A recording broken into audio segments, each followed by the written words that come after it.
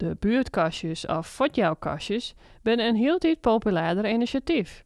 Zo zit er nou ook in aan de Zwaan in Dokkum. We jaren eigenlijk om beginnen heel veel meer mensen die het gewoon moeilijk hebben in deze tijd. Er is de energiecrisis, mensen hebben gewoon minder tieren, alles kost het meer geld. Dus mensen hebben behoefte aan echt bruikbare dingen.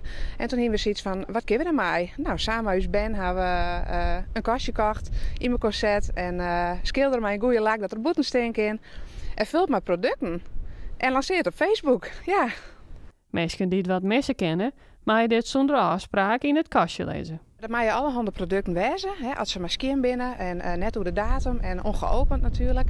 Maar geen tabak of alcohol, maar wel dingen in blik, maatverband, echt shampoo, tandpasta, bruikbare spullen. En dat is ook nodig, want er wordt grif gebruik maken van het buurtkastje. De oude dagen, hij zit er nog 3 dagen. Je wil wat mensen oude oprit rennen en even bij het kastje zijn, uit nieuwsgierigens. Er zijn heel veel mensen die haar spul bracht. Er zijn vast ook mensen die wat mijn naam hebben.